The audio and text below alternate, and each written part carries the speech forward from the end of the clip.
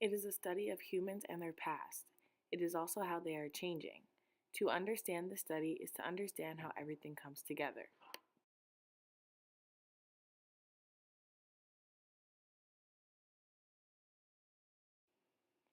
Many groups are watched over to understand how people's lives are different.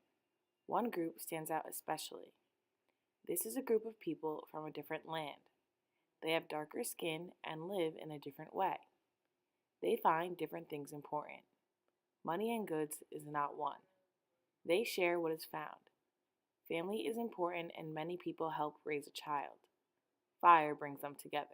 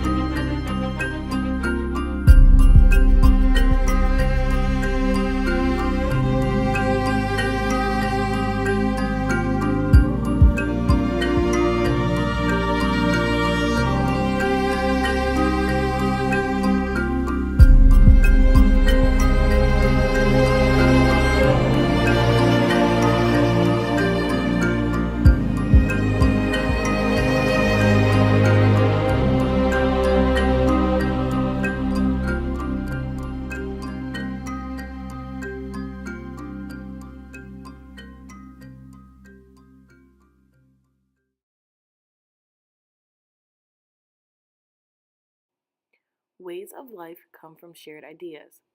These ideas group people together. These groups is what help people live.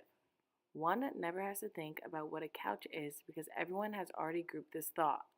So instead of thinking, do I eat this couch? You know that you do not, but instead you sit on it. Many people have already decided thoughts about others because of what they do, but want you to try to understand different ways of living when they are ready to.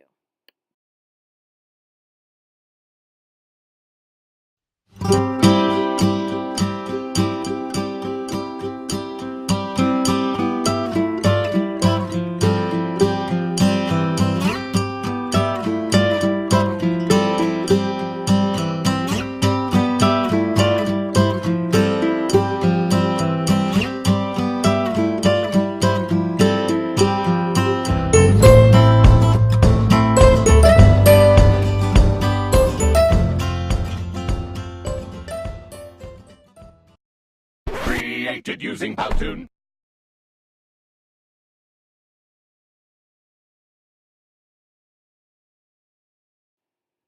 Power is who can change who. In some places, only some people have power over others. They decide most things and sometimes are not true to all people.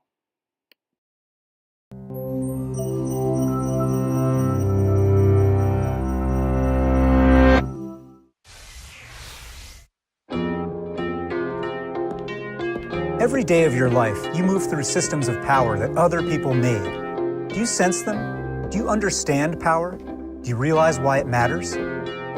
Power is something we're often uncomfortable talking about. That's especially true in civic life, how we live together in community.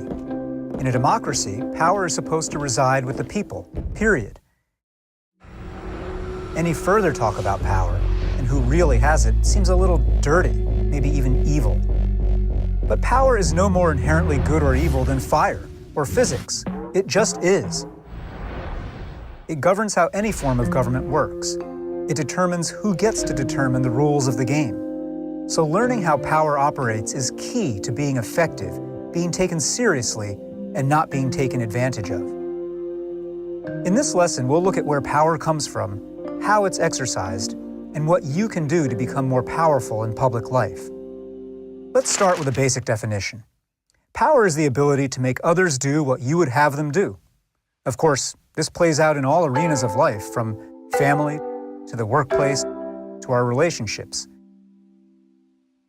Our focus is on the civic arena, where power means getting a community to make the choices and to take the actions that you want. There are 6 main sources of civic power.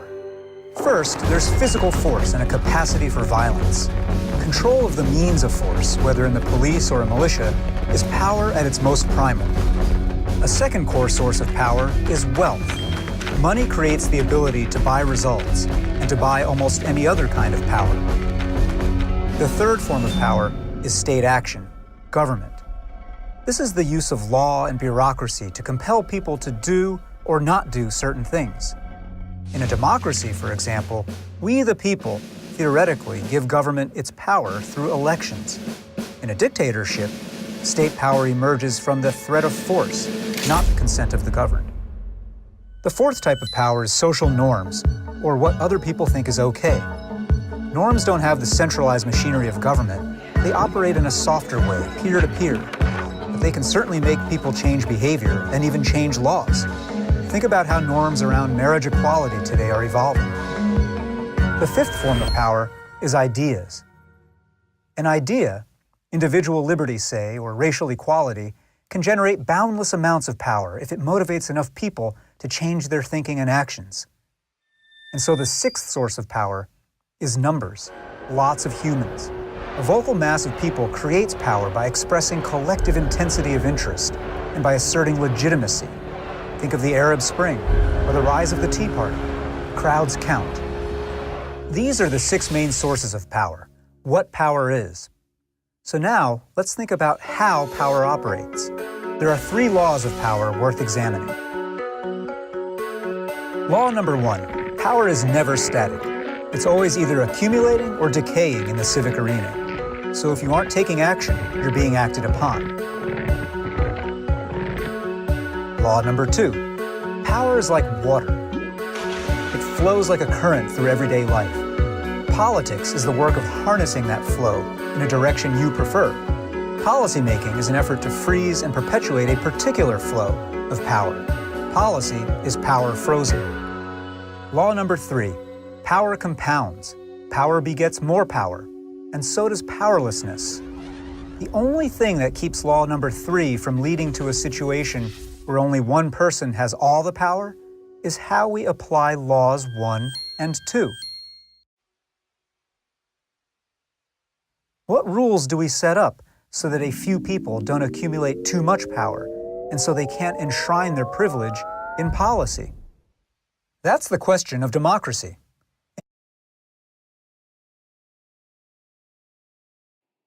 Studying these things help people get ideas that are not simple or known by everyone. It is clear that people are grouped, changed, and different in different parts of the world.